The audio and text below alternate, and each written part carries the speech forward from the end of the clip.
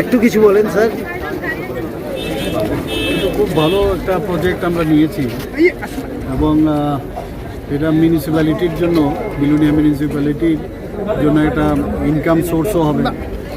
আর তাছাড়া এখানে যা আমি দেখলাম প্রায় 21 কোটি টাকার উপরে এই প্রজেক্ট। তো এই ধরনের যে একটা মার্কেট স্টল, এটা তো এখানকার, আমি আগেই বলেছি যে সবার সাথে কথা বলে এবং যারা স্টেক হোল্ডার আছে সবার সাথে কথা বলেছে এবং G+3 বিলিং হচ্ছে।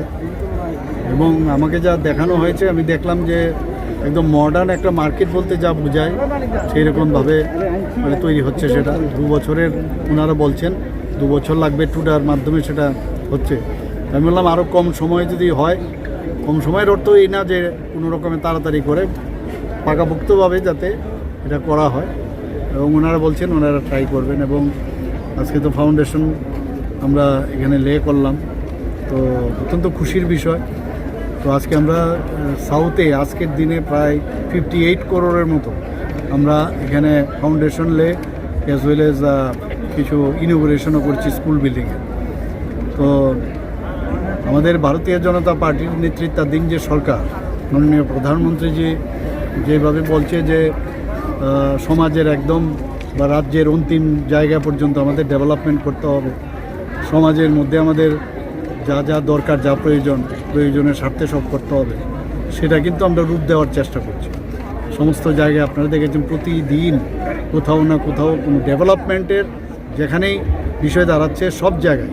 গত পরশু দিনও আপনারা দেখেছেন যে একটা আমরা ভারত এয়ারটেলের একটা নর্থ ইস্টার্ন জোনের মধ্যে সবচেয়ে বড় আমরা এখানে ডাটা সেন্টার করছি। আরও অনেক ডাটা সেন্টার আসছে স্কুলের। এর আগেও আমি কিছুদিন আগে এসেছিলাম সাউথে, সেখানেও প্রায় 20 কোটি টাকার মতো সেখানেও একটা মানে আমরা এই ধরনের ইনোগ্রেশন ফাউন্ডেশন করেছি সাবরুমে, মানে সাউথে। তো সব দিকে মিলিয়ে একের পর এক আমরা মানে চাইছি যে সব জায়গার মধ্যে আগরতলা শহরেই খালি ডেভেলপমেন্ট হবে সেটা যেন না হয়, সব জায়গায় সব সাব ডিভিশনে যাতে ডেভেলপমেন্ট হয় সেইভাবে। মার্কেটে যা দেখলাম দেখে খুব ভালো লাগলো এবং আমার মনে হয় সেটা খুবই ভালো হবে। বিলুনিয়ার মধ্যে একটা নতুনত্ব একটা কিছু হচ্ছে। স্যার এখানে একটা হচ্ছে স্যার ফেসটা 8 ফুট আছে, আর এটা স্যার 5 ফুট, মানে 16 ফুট থেকেও বেশি আছে এরকম। স্যার আমাদের এগুলি স্যার 12 স্কোয়ার মিটার কি মনে হয়। আর এর উপরেরটাতে স্যার নাইলে কি এত